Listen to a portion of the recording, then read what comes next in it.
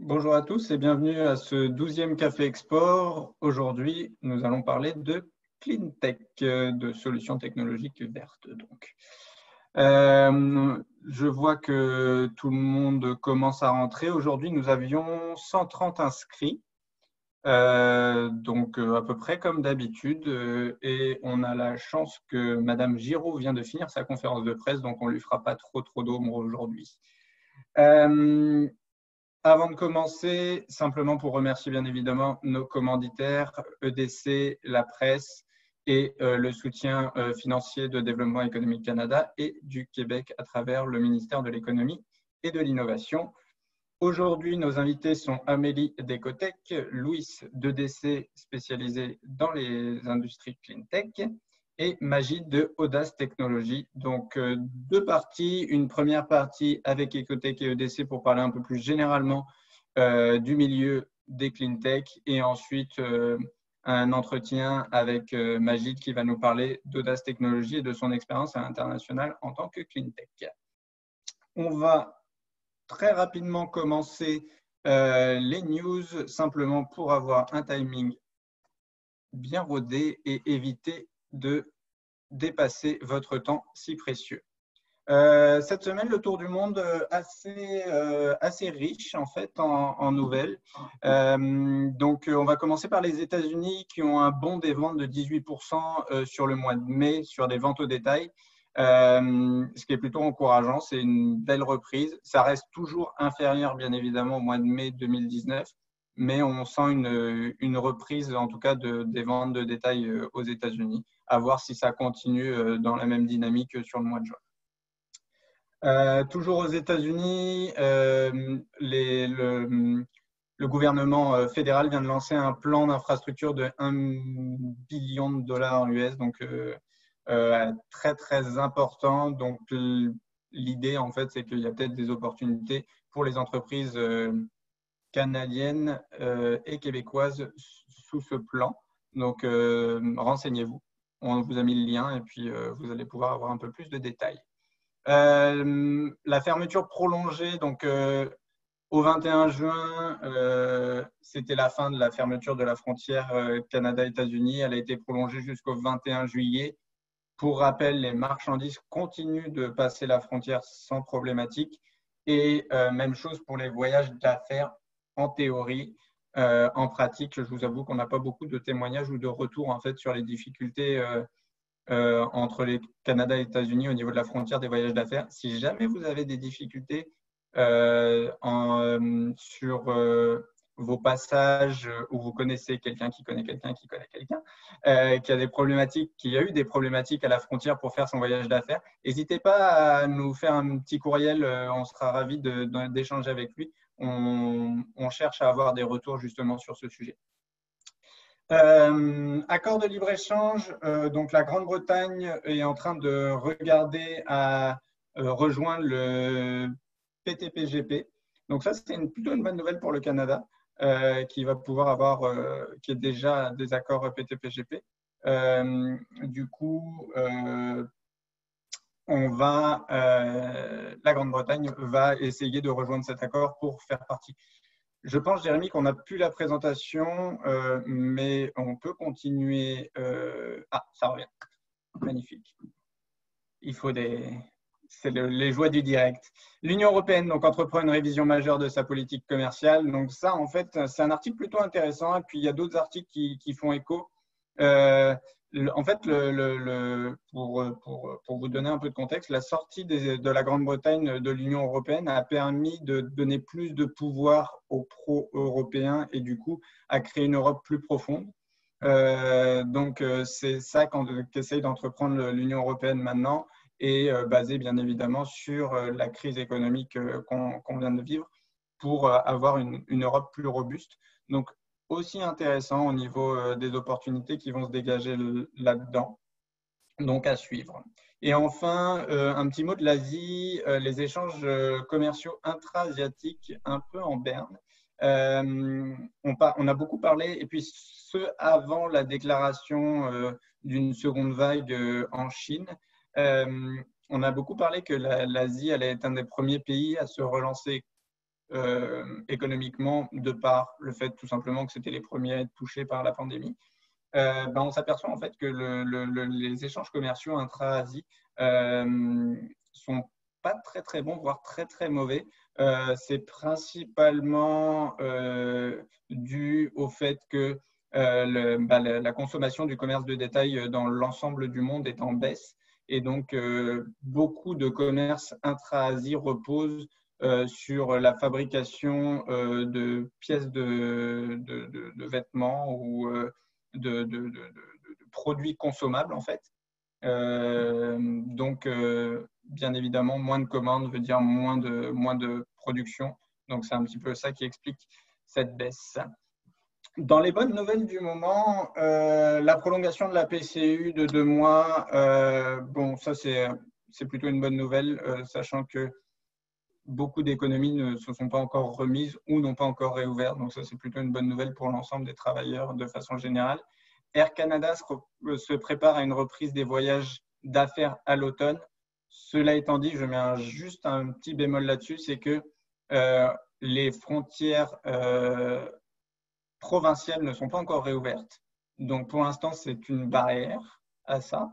Et deuxièmement, c'est qu'il y a encore beaucoup d'enjeux vis-à-vis de la quarantaine à respecter dans les pays où on se déplace ou au retour des pays dans lesquels on s'est déplacé au Canada.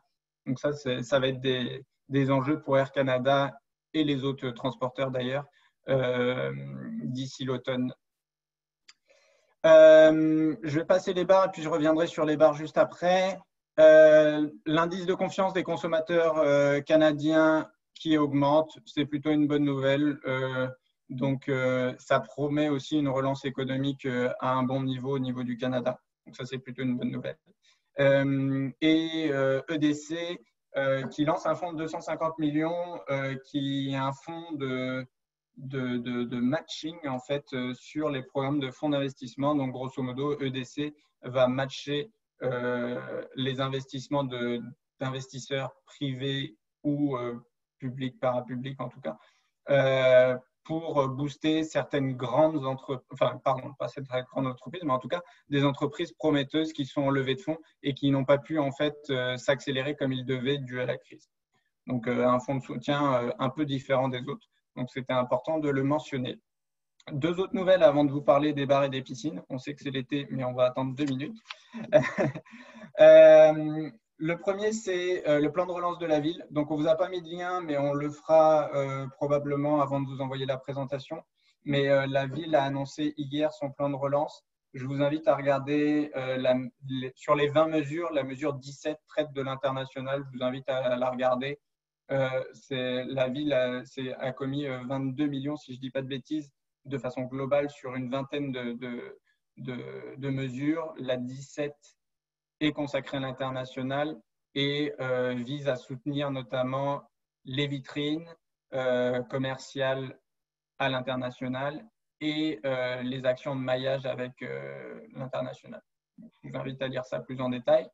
Et enfin, je le mentionnais juste avant, le point de presse de Madame Giraud, donc du ministère des Relations internationales, donc a annoncé un soutien de 3,7 millions aux organisations de solidarité, donc les OCI, et un fonds d'1,3 million pour soutenir Logique dans ses actions. Vous aurez plus de détails probablement dans la presse dans les prochaines heures, voire les prochains jours. On n'a pas de lien malheureusement pour cette annonce, mais on vous en mettra un dès la semaine prochaine sur le Café Export. Et enfin, pour finir, les bonnes nouvelles, les très bonnes nouvelles, c'est la réouverture des bars, des terrasses avec des permis obligatoires, mais avec une flexibilité un peu plus grande qu'à l'habitude, des terrasses plus grandes pour respecter les distanciations physiques, et les plages, piscines, gym et arénas du Québec qui vont réouvrir aussi le 22 juin. Donc, on va pouvoir pleinement profiter de notre été très prochainement. Et ça fait presque 10 minutes, j'ai fini. Je pense que je n'ai pas vu de questions. Jérémy, tu peux me confirmer? Non, en effet, on n'a pas de questions de notre côté. Donc, ce que je vais proposer, c'est qu'on bascule avec Amélie tout de suite. Donc, je vais demander d'ouvrir sa caméra juste à l'instant et je lui permets la parole. Donc, voici. Salut. Bonjour Amélie, donc la parole est à toi. Ah ben, bonjour tout le monde. Je suis contente d'être ici. Je vais prendre quelques moments pour présenter Ecotech Québec. J'ai regardé la liste des participants.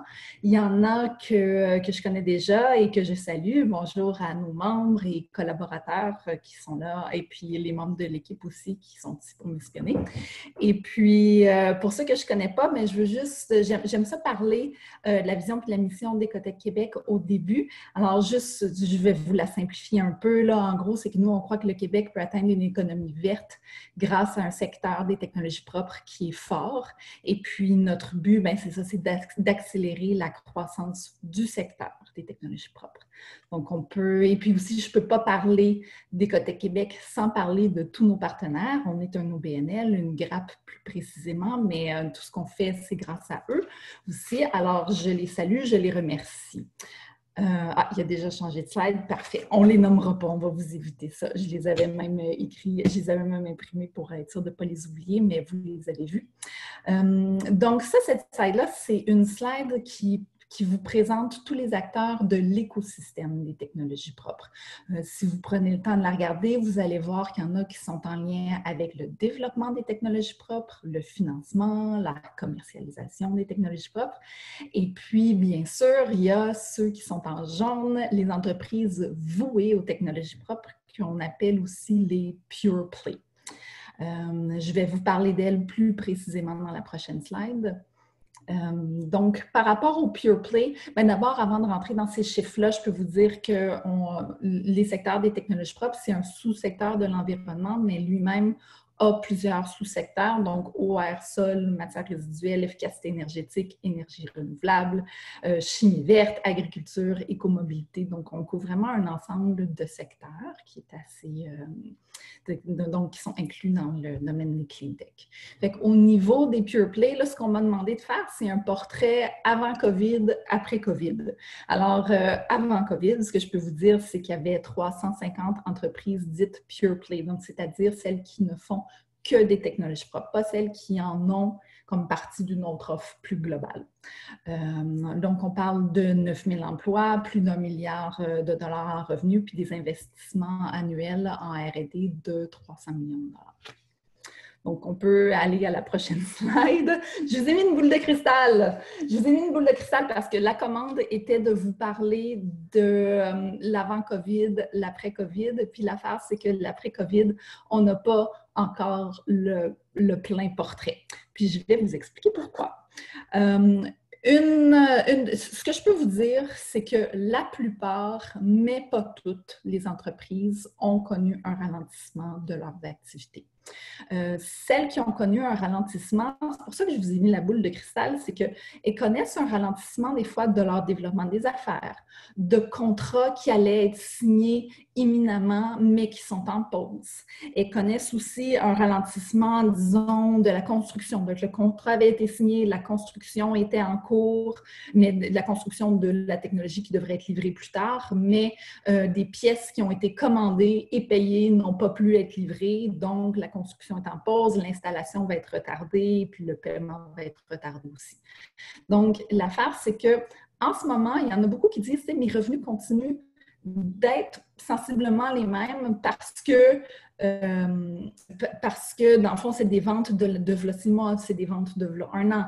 Mais ce que je te prédis, c'est que bientôt, je vais avoir des grandes baisses. Puis encore une fois, ce que je vous dis, ça, c'est pour plusieurs, mais pas toutes. Il y en a qui ont eu des baisses immédiates, il y en a qui ont eu une hausse aussi de leurs affaires. Donc, eux, on va en parler un peu plus pendant la discussion.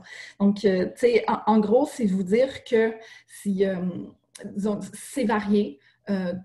La plupart des gens ont été affectés d'une manière ou d'une autre. Et puis, le portrait complet, on va l'avoir un petit peu plus tard. Puis aussi, on m'a demandé de parler des exportations précisément. L'affaire, c'est que tous les pays veulent reprendre les exportations, puis en même temps, tous veulent protéger leur économie locale. Puis on les comprend, on fait la même chose, mais ça fait un genre de flou artistique politique. Et puis, donc, mon conseil par rapport à ça, si on peut aller à la prochaine slide, c'est de vous fier aux experts. Donc, il y en a beaucoup, puis nous, chez Ecotech, on collabore beaucoup avec eux, puis on sait que nos membres collaborent avec eux. Fait que je vais prendre le temps de les nommer. Il y a le service des délégués commerciaux qui fait du super travail. Il y a EDC, Louis va nous parler tout à l'heure. Le ministère de l'Économie et de l'Innovation n'a plus Export Québec, mais il y a des gens à l'innovation qui travaillent encore par rapport à l'internationalisation. D'ailleurs, il y a quelqu'un de là récemment qui me disait, tu sais, il va y avoir plein d'opportunités par rapport au Green Deal en Europe. Donc, en tout cas, je vous le lance comme ça, puis eux, ils ont des experts qui analysent ce genre de politique-là. Il y a le nouvel IQ, là, IQI, Investissement Québec International, qui va aussi pouvoir supporter les entrepreneurs et puis, bien sûr, la Chambre de commerce. Donc, on peut aller à la prochaine slide. Je vais vous parler de ce que nous, on fait un petit peu avant de laisser la parole à Louis. Donc, nous, on continue de collaborer avec notre réseau à l'international, l'International Clean Tech Network. Donc, on échange sur différentes opportunités puis on les amène à nos membres. Si on peut aller à la prochaine slide, s'il vous plaît. On a rassemblé, il y a des appels à innovation, il y a des challenges internationaux. Nous, on a décidé de tous les rassembler sur notre page opportunités. Si vous allez sur notre site web, il y a un bandeau qui tourne en haut de notre site. Puis ces 3 pages-là qui sont ici, qui sont nommées là sur la slide, vous pouvez cliquer dessus, mais je peux vous le dire, c'est ecotechquebec.com/opportunités. Puis on essaie de rassembler le plus d'occasions à faire là de manière simple pour vous. Puis on a aussi la page webinaire, la page COVID. On travaille aussi sur la vitrine internationale des technologies propres. Donc ça, c'est une capture d'écran en primaire de notre carte parce qu'on n'a pas commencé à la diffuser encore, mais l'idée, c'est que tous ces points-là sur la carte, ce sont des technologies du Québec qui sont utilisées ailleurs dans le monde. Si vous êtes une clean tech et puis que vous n'êtes pas sur cette carte-là, bien, contactez-moi, ça va me faire plaisir de vous ajouter, puis on va faire ça. Ça va être un outil de promotion de vous. Prochaine slide, s'il vous plaît. Une autre des choses qu'on fait, c'est avec la Fondation Solar Impulse. Vous vous rappelez peut-être de l'avion solaire qui avait fait le tour du monde. Ils ont développé un label. Et puis, ce label-là, prochaine slide, s'il vous plaît, on peut voir les avantages, c'est d'accéder à un réseau de partenaires, d'investisseurs et puis aussi, c'est que, bon, ce qu'ils veulent, c'est répertorier 1000 solutions efficientes dans le monde puis les présenter comme des options tout à fait valables pendant la COP 26 à Glasgow.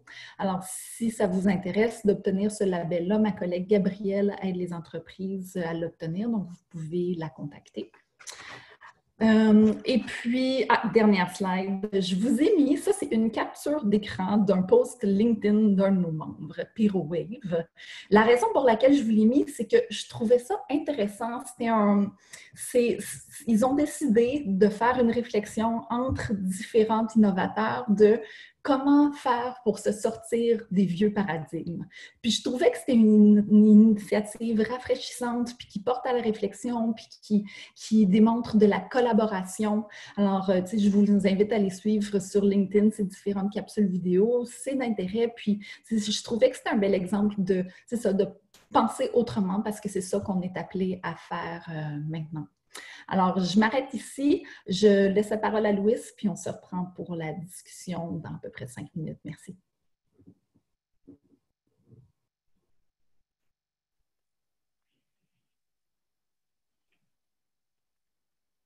Donc, il y a Louis qui devrait pouvoir intégrer. Oui, je suis là. Peux-tu me renvoyer l'invitation pour la vidéo? Je n'ai pas accepté la bonne chose. Voilà. La parole est à toi. Super. Merci beaucoup, Jérémy. Donc, bon matin à tous. Merci pour l'invitation. Très content de participer à mon premier webinaire. J'avoue que je suis un peu déçu. Je pensais voir le visage d'un groupe de gens, que ça fait longtemps que je n'ai pas vu un groupe de gens, mais je suis content d'être parmi vous ce matin néanmoins. Donc, je vais juste faire un survol rapide. Il y a 3 grandes thématiques que je veux partager avec vous ce matin. La première, c'est essentiellement un survol de qui on est, qu'est-ce qu'on fait dans la vie de tous les jours. Dans un deuxième temps, je vais vous donner un aperçu de comment on a dû s'ajuster pour aider les compagnies qui font affaire avec nous à passer à travers le contexte économique actuel. Et en troisième lieu, je vais vous donner un survol un peu plus macro de qu'est-ce que nous, on a vu comme impact dans le secteur de technologie propre, puis aussi vous partagez un des programmes qui a le plus de traction actuellement dans le marché, précisément au niveau des technologies propres, qui est un nouveau programme qu'on a développé pour le contexte actuel. Donc, je vais rentrer dans le survol. Donc, qui on est? EDC, c'est l'Agence de crédit à l'exploitation du gouvernement fédéral. On n'est pas unique dans ce qu'on fait. Chaque pays membre de l'OCDE ont un équivalent de EDC. Il y a par contre une différence importante que je dois mentionner entre EDC et les autres agences équivalentes, et c'est le fait que EDC, contrairement à la plupart des autres, on est financièrement indépendant du gouvernement fédéral. Donc, on ne reçoit pas d'argent du budget fédéral pour opérer. Au contraire, on lève des fonds dans le marché, on génère des revenus à travers les solutions financières qu'on met en place et on fonctionne essentiellement comme une banque, si je peux le dire comme ça. Mais de par notre mandat, qui est d'aider de soutenir les exploitations canadiennes, on a un appétit de crédit qui est plus large qu'une institution financière traditionnelle. Et à travers le temps, ce que ça a donné, c'est essentiellement qu'on a développé les outils, les solutions financières qui adressent les besoins et les risques financiers les plus communs qu'un exploitateur va rencontrer tout au long de son parcours et des défis pour lesquels il ne trouve pas de solution dans le marché privé. En termes de boîte de solutions, je dirais l'ensemble de nos solutions se regroupe dans le financement et l'assurance, en dessous desquels il y a une multitude de solutions plus précises. Je ne vais pas rentrer dans les détails, mais peut-être le message que vous pouvez garder, c'est si vous faites affaire à l'international et vous avez des besoins financiers ou des risques qui découlent de ces opérations-là pour lesquels vous ne trouvez pas de support dans le marché privé, il y a des très bonnes probabilités que EDC puisse vous assister. En plus du volet financier, à travers le temps, on a développé beaucoup d'intelligence de marché qu'on a regroupé il y a quelques années dans un groupe qui se dédie exclusivement à répondre à des questions d'ordre plus techniques qu'une entreprise peut rencontrer quand elles font affaire à l'international. Et de par notre historique, on a également développé plusieurs relations avec des grosses entreprises étrangères qui nous donnent la possibilité de faire des introductions, des connexions entre des compagnies canadiennes et ces compagnies étrangères-là quand il y a un fit technique entre les deux. C'est-à-dire quand que le besoin de procurement des compagnies étrangères est en ligne avec ce que les compagnies canadiennes ont à offrir. On peut faire des introductions en conséquence. Sur la prochaine acétate, juste rapidement un survol de comment on a dû s'ajuster. Comme vous le savez tous, la réaction initiale de l'ensemble des compagnies suite au contexte économique actuel a été essentiellement de protéger les liquidités. Et donc, en tant que partenaire financier, la façon qu'on avait d'aider, c'est dans l'ensemble de nos solutions de soit diminuer ou de reporter l'ensemble des paiements qui étaient dus envers EDC. Que ce soit du côté intérêt, que ce soit des frais pour des garanties qu'on avait en place ou de l'assurance qu'on avait en place, on a commencé à assouplir ou retarder des frais pour que les entreprises puissent conserver leur liquidité le plus longtemps possible et les adresser envers ce qui était le plus immédiat comme besoin. En plus de prochaine acétate, Jérémy, en plus de ce que nous, on a fait de notre côté en termes de nos solutions comme ajustement, on a également été appelé par le gouvernement à assister dans le déploiement de certains des programmes de liquidité qu'ils ont déployés pour l'ensemble de l'économie. Celui pour lequel qui a été le plus publicisé en termes de l'implication de l'EDC, c'est le programme de crédit aux entreprises, le PCE, ou le BCAP en anglais, si vous avez entendu cette terminologie-là. Essentiellement, c'est une structure de garantie.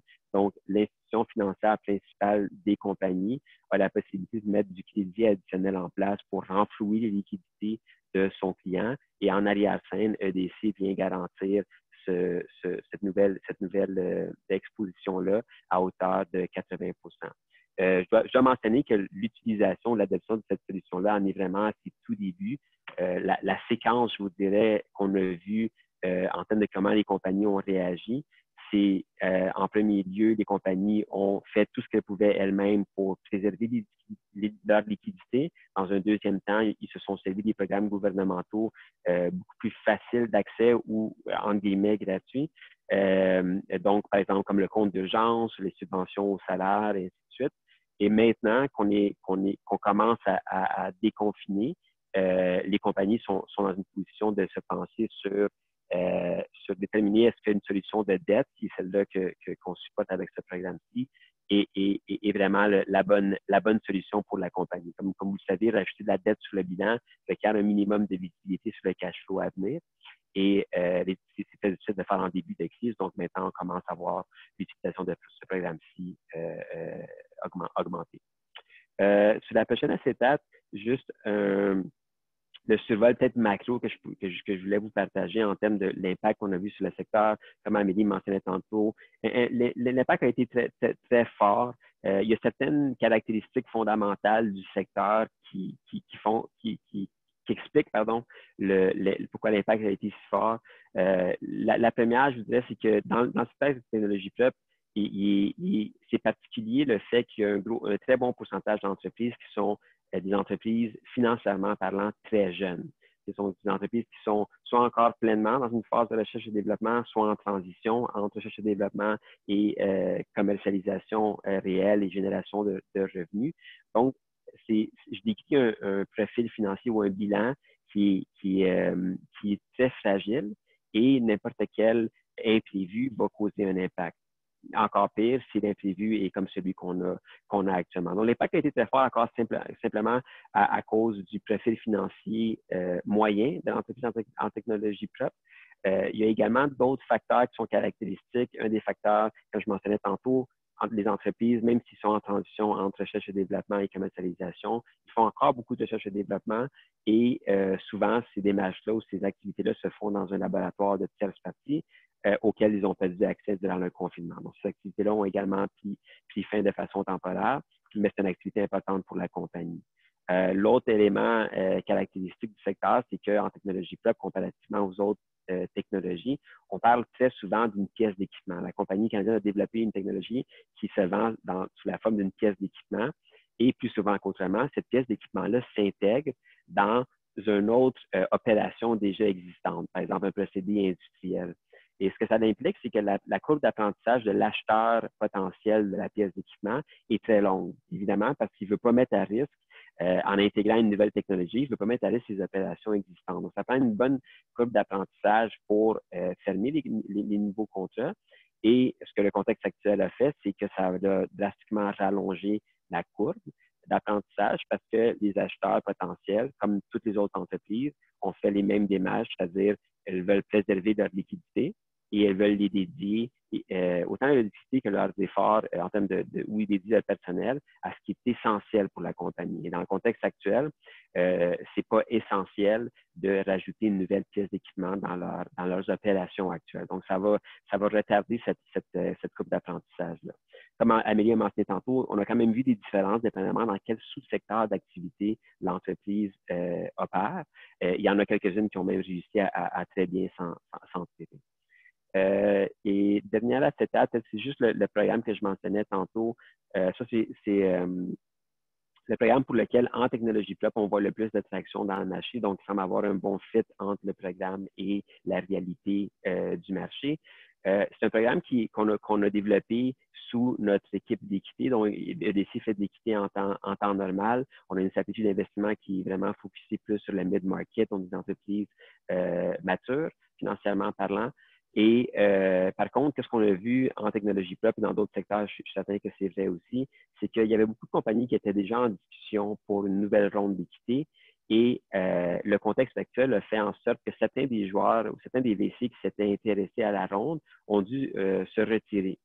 Mais à cause du contexte actuel, pas à cause du potentiel de la compagnie. Donc, un VC étant une compagnie, essentiellement aussi, eux ont voulu préserver leurs fonds et leur liquidité, principalement pour les entreprises dans lesquelles étaient déjà investis. Donc, les nouvelles rondes ou les nouveaux investissements sont plus limités actuellement. Ce que ça fait, c'est que plusieurs entreprises qui se sont retrouvées avec des rondes où il manque des gens à la table. Pour pallier à ce gap-là, on a développé un programme de contrepartie, mais je vais utiliser l'anglicisme que Thibaut a utilisé tantôt parce que c'est plus descriptif. C'est un programme de matching. Essentiellement, ce qu'on veut faire, c'est lorsqu'on a une ronde où le lead investor s'est déjà manifesté avec un term sheet, ce lead investor-là est un joueur, un VC du secteur privé. Je fais la correction par rapport à ce qui avait été mentionné plus tôt. C'est vraiment un programme pour matcher ce que le secteur privé fait. Donc, quand on a un VC qui est qualifié, donc quelqu'un du secteur privé, un VC du secteur privé, EDC a la possibilité de matcher le montant que cet investisseur-là va apporter à la ronde. Et l'objectif pour nous, c'est d'accélérer l'accès aux fonds. Et donc, dans la dynamique qu'on le fait, on se fie vraiment entièrement au due deal que le lead investor va faire et va partager avec nous. Et nous, on va simplement matcher son montant et matcher également la structure. Donc, ça l'enlève de notre procédure le due deal qui est normalement très approfondi et qui prend du temps, ainsi que de trouver la structure appropriée. Et de cette façon-là, on a la possibilité de confirmer notre participation à une ronde de façon très rapide. Donc, pour ça, il y a beaucoup actuellement de dossiers qui sont dans notre pipeline et certains déjà closés. Donc, peut-être pour faire la petite mention, ce programme-là n'était pas limité aux technologies propres. Par contre, pour pouvoir desservir le plus d'entreprises possible en technologie propre, on a assoupli un des paramètres, notamment le paramètre relié au revenu minimum historique de la compagnie. Donc, en technologie propre, on accepte que le revenu historique soit à 250 000, critère qui est plus élevé pour les autres secteurs d'activité. Donc, c'est tout pour moi. Merci beaucoup. Donc, parfait. Je vais pouvoir réintégrer. Enfin, on va te garder, Louis, pour une courte période de questions. Je vais inviter Amélie à se joindre à nous, puis à Thibaut également à l'instant. Donc, on devrait avoir l'apparition. Voilà. Merci beaucoup, Louis et Amélie, pour ces présentations. On a un petit 5 minutes pour les questions. Donc, si dans les participants, vous avez des questions, il y a la section Q&A tout en bas. Vous tapez votre question et on sera ravis de la relayer. Je vais peut-être commencer par une question pour toi, Amélie, pour commencer un petit peu les questions. Au niveau de la crise, on sait que ça apporte beaucoup de difficultés, mais penses-tu que pour les énergies clean tech, il y a des opportunités qui se sont dégagées dans cette crise, en fait, ou dans cette pandémie, en tout cas? Est-ce que tu penses qu'il y a des choses qui sont à tirer de ce mauvais pas? J'espère, mais en même temps, il y a un danger qui nous guette, puis c'est que les prix du pétrole ont vraiment baissé beaucoup. Fait qu'il y en a qui pourraient être tentés de ne pas investir là-dedans, puis de juste comme remplir leurs coffres qui ont été vidés. Donc, c'est un danger, mais en même temps, il y a aussi plein de gouvernements et d'entreprises qui se disent c'est le moment de repartir sur des nouvelles bases, de repenser les anciens paradigmes. Donc, je garde quand même de l'espoir. Puis aussi, c'est un moment où les entreprises, celles qui avaient des projets puis qui n'avaient pas nécessairement le temps de les développer, mais peuvent se retourner vers l'intérieur un peu, faire plus de R&D parce qu'ils sont moins dans le développement des affaires à ce stade-ci. Donc, il y a quand même toutes sortes de petits moyens de mettre de l'avant l'innovation en technologie propre. Parfait, merci. Peut-être une question pour toi, Louis. Tu parlais à un moment de sous-secteurs qui avaient mieux performé que d'autres, etc., et des différences entre des sous-secteurs qui ont été beaucoup plus touchés, d'autres qui ont mieux performé. Est-ce que tu peux nous en dire un peu plus là-dessus? Oui, mais c'est intéressant de voir si je prends l'exemple de ceux qui ont bien performé, essentiellement, je les mettais dans la catégorie ceux qui desservent un secteur qui est essentiel. Je sais qu'essentiel dans la connotation actuelle, des fois, il y a une ligne grise à savoir qu'est-ce qui est vraiment essentiel, mais il y a certaines choses que personne ne se débattrait qu'est-ce qui est essentiel, comme par exemple ramasser les ordures, tout ce qui est rapport à l'agriculture. C'est des choses qui peuvent pas arrêter. Les gens doivent manger. Il y a un minimum de choses qui doivent continuer à opérer. Et des compagnies en technologie propre qui desservent ce type de secteur-là, eux ont vu leurs affaires continuer et dès le début ont été désignés comme essentiels à cause qu'ils desservent ce secteur-là. Donc, je dirais les compagnies qui sont en agriculture, un gros boost de leurs opérations, sont vraiment des boîtes d'opérations. Ceux qui desservent d'autres secteurs, comme je disais tantôt, qui sont clairement essentiels, ont continué à bien tirer leur épingle du jeu. Oui, ceux qui ont été capables aussi de faire du désinfectant, ceux qui étaient en chimie verte puis qui sont capables de s'adapter pour faire ça également. Puis, l'agriculture, juste petite nuance, 100% d'accord avec toi, Louis, mais en même temps, c'est le café export. Je dirais que c'est l'agriculture comme locale que les gens sont en train d'essayer de privilégier. Alors, c'est des entreprises qui implantées ici, dans le fond. Non, c'est sûr. Il y a un virage qui a été fait des entrepreneurs de façon générale, donc c'est sûr que tous ceux qui ont pu se retourner, c'était une bonne chose. Peut-être pour finir, pour être dans les temps, juste peut-être une question à vous deux, puis peut-être Amélie, tu peux commencer, puis Louis continuer, compléter. Quel conseil vous donnerez aux entreprises dans Cleantech pour bien performer à l'international ou sur les marchés internationaux de façon générale, ou quelles opportunités en fait aller saisir? La question est assez vague et assez floue, mais je vous laisse un peu improviser là-dessus. Conseil, oh mon Dieu, c'est difficile. Par rapport à l'exportation précisément, moi, j'ai déjà donné mon conseil, c'est fiez-vous aux experts, parce qu'il y en a qui sont là pour vous aider. Mais sinon, tu sais, ça coûte cher la R&D, mais continuez d'innover, utilisez ce temps-là pour c'est ça, continuer d'innover, continuer de solidifier votre offre. Et puis aussi, je peux juste vous dire, je vous partager qu'il y en a qui nous ont dit que ce qui les a sauvés en ce moment, c'est de développer une autre branche à leur entreprise, comme exemple, offrir des services conseils pendant qu'ils ne sont pas capables de vendre leur technologie. Donc, pensez à diversifier aussi, ça pourrait être mieux. Super, merci. Louis, tu veux compléter? Oui, ben moi, je dirais, c'est un conseil que je donne de façon récurrente, mais je pense qu'il est toujours vrai, puis il est en lien avec la caractéristique que je mentionnais tantôt d'entreprise très jeune financièrement parlant. Moi, le conseil que je donnerais, puis encore mon expertise, c'est au niveau financier. C'est pas au niveau de trouver des contrats à l'étranger, malgré que c'est les compagnies que je supporte qui font ça. Fait que mon conseil est de prendre le temps de comprendre la nature de chaque type d'intervenant financier. C'est quelqu'un qui apporte de l'équité, quelqu'un qui apporte de la dette patiente, quelqu'un qui apporte de la dette à terme, un banquier traditionnel pour des marges de crédit et la panoplie des subventions, tout ça, ont des perspectives différentes de comment regarder une entreprise.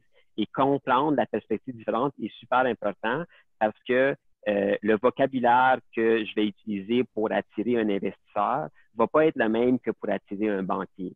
Et si une entreprise qui est jeune essaie d'utiliser la même approche avec l'ensemble des partenaires, il va juste avoir probablement du succès avec un d'entre eux. Et fait que prendre le temps de s'informer au début à quel type de partenaire je parle, même avant avoir besoin de ce partenaire-là, pour que quand le moment arrive, on sache c'est qui le bon partenaire à qui s'adresser. C'est ça mon conseil. Parfait. Mais je pense que ton conseil est valable. Oui, vas-y, Amélie. Il faut vraiment que je rajoute, parce que Louis, ce que tu as dit, cet après-midi même à 14 h, on a Richard Cloutier d'EcoFuel qui va démystifier comment présenter à quel type d'investisseur. On a un webinaire là-dessus, justement, parce que c'est crucial comme sujet. Alors, donc, c'est parfait. Donc, si vous êtes intéressé, à 14 h, il y a le séminaire d'Ecotech, webinaire maintenant, d'Ecotech pour démystifier un petit peu les rondes d'investissement. Mais ce que tu dis, Louis, c'est aussi… La présentation, oui. Et aussi valable pour le développement commercial. En fait, juste adaptez-vous aux cibles avec qui vous parlez, en fait, et adaptez votre vocabulaire et bien comprendre, en fait, qui est votre interlocuteur de façon générale. Il me reste à vous remercier, Amélie, Louis, d'avoir participé à ce Café Export. On va basculer tout de suite avec l'intervention de Magid. Je laisse Jérémy bouger toutes les manettes. Voilà, donc je vais intégrer Magid et je vais… Voilà. Bonjour Magid. Bonjour Thibaut, bonjour tout le monde, bonjour à tous nos auditeurs, merci d'être là pour nous écouter. Magid, on t'entend un tout petit peu de loin, je ne sais pas si c'est ton micro qui est un peu loin ou je ne sais pas, mais c'était mieux tout à l'heure. Là, c'est un peu mieux? C'est beaucoup mieux. Si tu peux parler juste un tout petit peu plus fort, comme ça on t'entend bien, et puis ça va aller.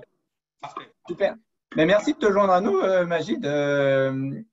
Donc, on va peut-être commencer très simplement, c'est-à-dire raconte-nous ce que tu fais chez Audace Technologies et dis-nous-en un peu plus sur votre internationalisation, vos marchés d'export, etc. Merci d'abord pour l'invitation à ce Café Export. Parmi les participants, je reconnais quelques collègues et quelques amis. Alors, merci à tous ceux qui participent à ce webinaire. Donc, Audace Technologies, c'est très simple, c'est une petite compagnie d'ingénierie qui est basée à Rimouski, au Québec. Ce que nous faisons, simplement, ce sont des solutions d'énergie renouvelable qui sont facilement intégrables dans des milieux isolés électriquement ou non isolés. Depuis 20 ans, donc, nous aidons plusieurs compagnies, plusieurs types d'industries à utiliser les énergies renouvelables à bon escient pour soit rendre l'énergie plus fiable, plus disponible ou idéalement moins chère. Donc, depuis quelques années aussi, nous développons une technologie propre à nous qui s'appelle le Green Cube, que nous avons breveté en 2017. C'est simplement une génératrice. Vous connaissez, tout le monde connaît les petites génératrices à diesel ou à propane. Nous, c'est simplement une génératrice qui est équipée de panneaux solaires et d'éoliennes qu'on peut emporter un peu partout. Ça fait aujourd'hui donc toute une gamme de produits qui va de la grosse génératrice qui va être là pour alimenter des fermes ou des petites usines ou des bâtiments administratifs, au tout petit GC Volt qui est tout simplement une petite boîte portable qu'on peut utiliser pour alimenter soit son petit chalet, soit des événements en plein air, etc. Et le maître mot dans tout ça, c'est l'autonomie énergétique grâce à l'énergie propre et durable. C'est sûr que nous sommes une petite compagnie qui est toujours en développement, malgré un historique de 20 ans. La compagnie a changé plusieurs fois de mission d'ailleurs, mais aujourd'hui, nous vivons quelque part grâce à toute une panoplie de produits et services qui va de la vente de produits GreenCube jusqu'aux services d'ingénierie, d'accompagnement pour l'intégration d'énergie renouvelable, en passant par des projets plus classiques qui consistent à installer des éoliennes ou à installer des panneaux solaires. On a un petit enjeu, Magic, ton son n'est pas génial, mais écoute, moi j'arrive à t'entendre, j'espère que la majorité des personnes arrivent à t'entendre, donc on va continuer comme ça. Est-ce que tu peux nous dire un petit peu quelle était un petit peu votre situation avant la crise et puis un petit peu comment vous avez évolué pendant la crise au cours des derniers mois? Oui. Donc, pendant ces dernières années, depuis l'avènement de notre nouvelle technologie GreenCube, Audace Technologies a constamment fait des progrès sur le plan du développement des affaires. Le chiffre d'affaires a augmenté de à peu près 30%, 35% chaque année. On a fait une très, très bonne année l'année dernière, ce qui nous a encouragé à pousser plus la recherche et développement pour fournir de meilleurs produits et aussi nous externaliser, surtout en visant le marché africain. La COVID, bien sûr, ce n'est pas un secret, c'est comme tout le monde est venu un peu mettre du plomb dans nos ailes un peu et nous avons vu toutes nos initiatives ralentir un petit peu. Aujourd'hui, moi, mon rôle, c'est de partager mon expérience à l'international, mais aussi de partager les leçons apprises. Et c'est ce qui nous permet aujourd'hui, heureusement, chez Audace Technologies, de voir l'avenir quand même avec une note positive. Et en fait, ce que nous avons fait, c'est que dès que la crise s'est annoncée, d'abord, nous avons mis l'emphase sur le marché canadien sur les services. Parce que tous les projets qui concernaient du matériel ou la livraison d'une unité GreenCube a été retardé pour le milieu de l'été, voire même l'automne ou plus tard. Donc, il ne fallait pas qu'on reste comme ça. Nous avons sûrement dû réduire le temps de travail. Nous avons dû réaménager un peu notre équipe pour nous préserver de devoir un jour fermer complètement. Et en même temps, nous avons repositionné nos efforts principalement sur les services et aussi l'accompagnement de nos prospects à continuer à croire en notre produit et en l'avenir. Je vous donne un exemple aujourd'hui. J'en profite d'ailleurs pour dire que grâce à Ecotech, aujourd'hui, nous sommes en relation avec une grande compagnie de l'Afrique de l'Ouest qui projette justement d'investir dans les énergies renouvelables. Aujourd'hui, donc, ce projet-là se voit un peu mis en parenthèse, où l'investissement est un peu remis en question parce que c'est la COVID, parce que c'est une compagnie que nous ne connaissons pas non plus. Nous avons eu la chance d'être choisis parmi des compétiteurs. Et aujourd'hui, le travail qu'on fait avec cette compagnie-là, c'est tout simplement les accompagner pratiquement chaque semaine à comprendre mieux l'enjeu de l'énergie renouvelable et pourquoi, justement, c'est le moment de ne pas abandonner ce projet-là. D'ailleurs, moi, je dis quelque chose de très simple. La COVID est venue, directement, on a eu des problèmes avec la production production de pétrole et le taux de pétrole, le prix de pétrole a grimpé en flèche. Bon, maintenant, ça rebaisse un peu, mais deux problèmes. Le prix de l'énergie est devenu très élevé et en même temps, il y a une discontinuité et un risque de ne pas pouvoir s'approvisionner. Alors qu'un panneau solaire ou une éolienne, ça ne sera jamais, crise ou pas crise, ça ne cessera jamais de produire. Donc, déjà, ça, c'est un premier point.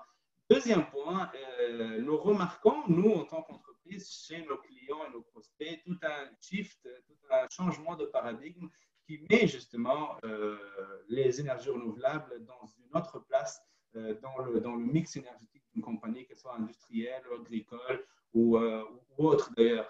Donc, je dis simplement que en tant que compagnie québécoise, nous avons plutôt investi dans nos prospects et dans nos clients plutôt que juste attendre comme ça, mettre en pause les activités.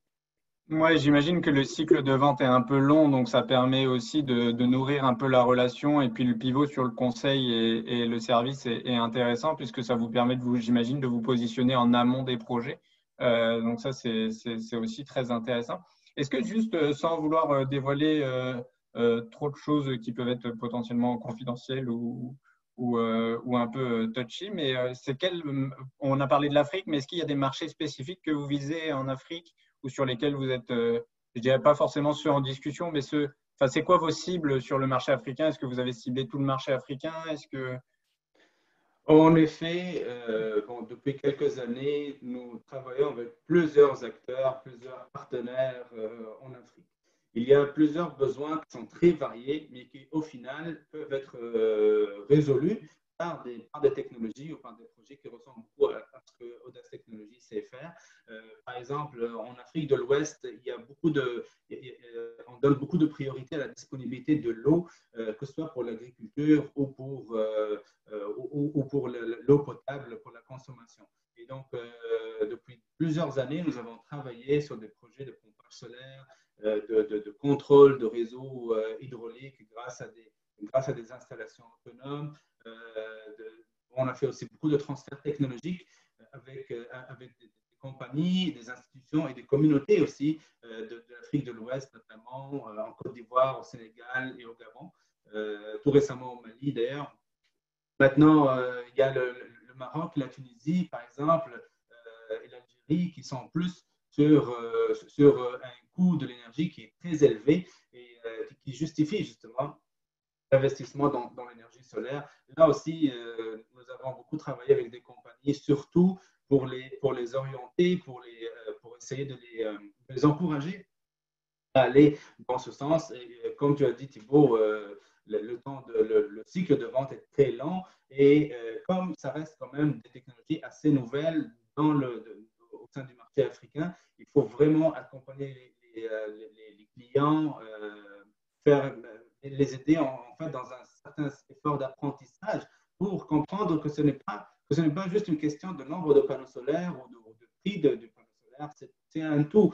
L'installation de panneaux solaires s'accompagne avec un changement même la consommation de l'énergie même. Donc, c'est tout un travail qui ne peut pas être fait par un simple vendeur de panneaux solaires. Ça prend des compétences bien spécifiques dans le transfert d'informations et dans vraiment l'établissement d'un business case, en fait, d'un modèle d'affaires par lequel le client va être partenaire au final. Ok, donc ce que je comprends, c'est qu'il y a différents besoins mais l'approche reste la même. Il y a une bonne partie de conseils avant de faire une vente de matériel.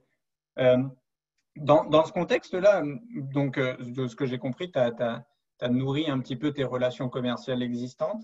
Est-ce que vous avez réussi à faire de nouveaux développements d'affaires ou comment tu t'y es pris peut-être pour essayer de continuer à toujours mettre des opportunités un peu dans ton pipe de vente et puis que ça continue à rouler? Comment tu as fait ça en fait dans un contexte où on n'a plus le droit de se déplacer, où les gens sont beaucoup plus pris, surtout quand on fait affaire avec des gouvernements notamment ou des organismes paragouvernementaux qui sont pris à autre chose? Eh bien, c'est sûr, donc, comme tu viens de le dire, les priorités ont changé. Hein, entre le moment où on a contacté certains clients, où nous avons présenté une solution qui était viable et qui les a convaincus. Entre-temps, les priorités ont changé.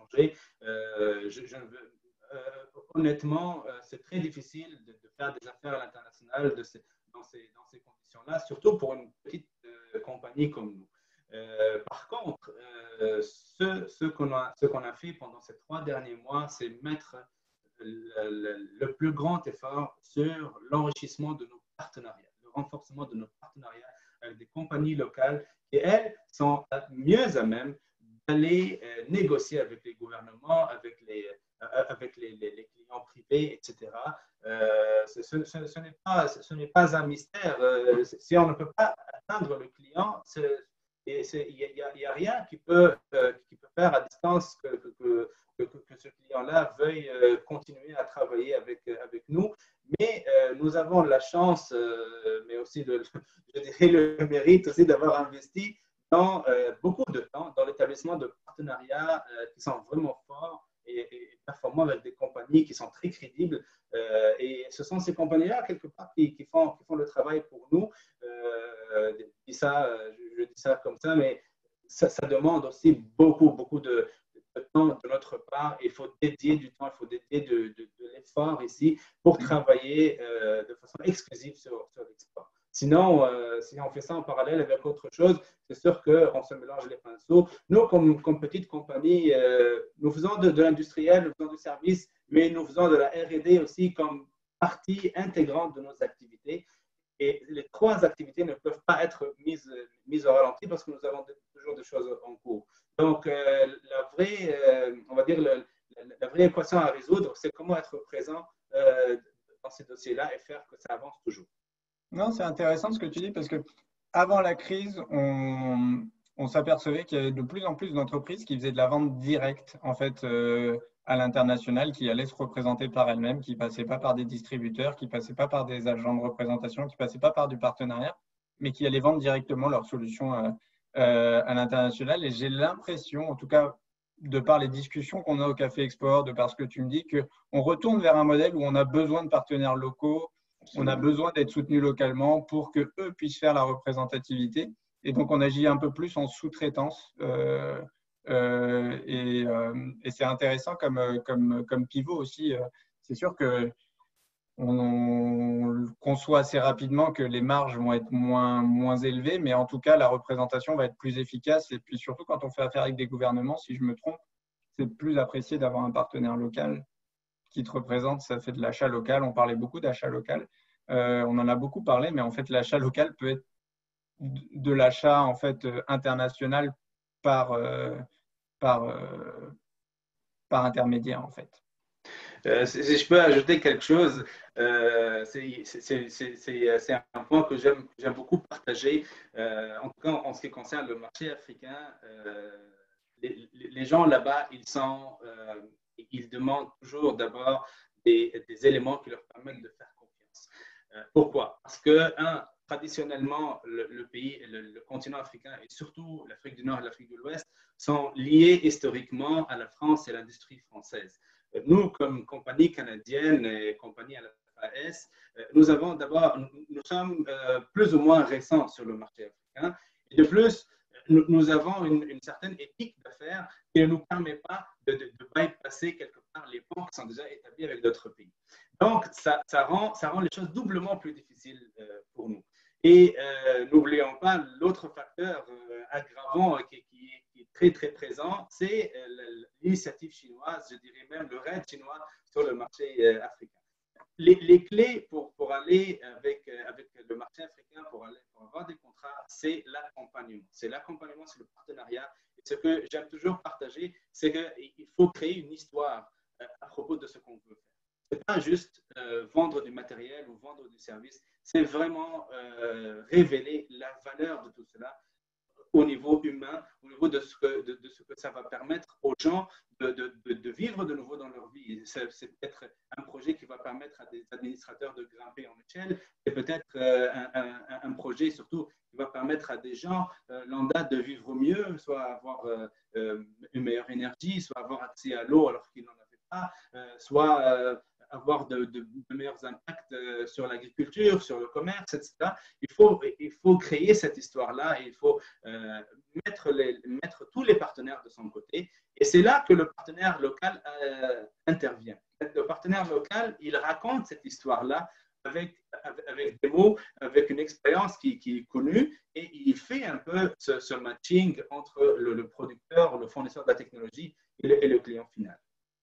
Ouais, c'est très intéressant. Et puis, on le dit beaucoup dans certains pays, et notamment sur le continent africain. L'interpersonnel est très important, en fait, lié des relations humaines. Donc, c'est sûr que passer par un partenaire qui a déjà des relations avec les clients finaux, ça fait gagner du temps sur certains marchés. En Afrique, c'est le cas, je pense. Écoute, on arrive un peu à la fin de notre temps. Je ne sais pas si tu as un mot de la fin ou si tu souhaites rajouter quelque chose à notre discussion. En tout cas, moi, ça m'a fait très plaisir de discuter avec toi. Puis je pense qu'on a eu une belle conversation. Je vais te laisser le mot de la fin pour le coup. Très rapidement, Thibaut, merci à toi et à la Chambre de commerce Montréal Métropolitain pour cette opportunité de partager un peu avec vous et avec l'auditoire aujourd'hui, tout simplement à propos d'un vrai défi, mais que nous vivons avec beaucoup de passion. Et il faut beaucoup de passion pour travailler dans les clean tech parce que, comme ce qui a été partagé tantôt, c'est vraiment des conditions, enfin, je ne dirais pas des conditions, mais un environnement qui est très propice au développement, mais pour lequel il faut beaucoup d'efforts, il faut beaucoup de patience et aussi avoir quand même l'esprit entrepreneur qui est très, très ancré dans les traditions de chaque compagnie. Et finalement, je ne peux que remercier tous nos partenaires ici au Canada qui nous offrent toujours des opportunités de continuer à aller plus fort, qui nous offrent les moyens de tempérer un peu les difficultés que nous rencontrons. Bah, écoute, merci beaucoup Majid de ta participation. Ça nous a fait vraiment plaisir. Et puis c'est un sujet qui est très intéressant, qui nous tient beaucoup à cœur aussi, tout ce qui est les énergies vertes. Et puis je pense que c'est un sujet d'avenir. Et effectivement, vous travaillez dans un milieu qui n'est pas facile. Beaucoup d'opportunités, effectivement, beaucoup de réglementations, beaucoup de mesures gouvernementales, de barrières gouvernementales. Donc, il me reste à te souhaiter bon courage et bonne continuation pour la suite. À très vite. Merci. Merci et puis, on va rapidement conclure ce Café Export, ce 12e Café Export, pour vous dire que la semaine prochaine, donc, ce sera le dernier Café Export de la saison, disons. On va passer sur des cafés export estivaux. Tout simplement, on va réduire un peu la fréquence. Donc, on va être sur un café export toutes les 2 semaines plutôt qu'aux semaines, simplement pour que toute l'équipe puisse profiter de l'été. On aura des sujets un peu différents. On va essayer de traiter des sujets en lien avec la saison. Donc, je vous laisse un petit peu dans le suspense. On vous révélera les prochains sujets très rapidement. Mais on va changer un petit peu le format. On va avoir des formats un peu plus courts. Je pense qu'on va le réduire à 45 minutes. Plutôt que d'avoir 2 sujets, on va en avoir qu'un seul et on va consacrer ça à l'échange entrepreneurial. Donc, on invitera des entreprises qui vont échanger sur leurs pratiques d'affaires, toujours à l'international, avec des produits qu'on va pouvoir lier à l'été. En tout cas, c'est le souhait qu'on en fait. La semaine prochaine, on parle de Made in Canada. Donc, quelle est la perception du Made in Canada à travers le monde, du Made in Québec, avec une expérience du Canadian Wholesaler qui vend des produits canadiens et québécois en France notamment et en Europe. Et on aura une deuxième partie on vous fera un petit récapitulatif. On a lancé un sondage international au niveau de la Chambre de commerce. On vous fera un petit peu un récapitulatif des grandes tendances, des grands chiffres. Donc, soyez des nôtres. On vous révélera un petit peu qu'est-ce que ça a donné. Il me reste à conclure en vous disant que le Café Export est bien évidemment disponible en rediffusion sur notre chaîne YouTube, sur notre page dédiée du Café Export sur le site de la Chambre de commerce du Montréal Métropolitain. Je remercie bien évidemment nos commanditaires qui sont EDC, la presse, Développement économique Canada et le ministère du Québec. Merci à tous, à la semaine prochaine et bonne fin de jeudi.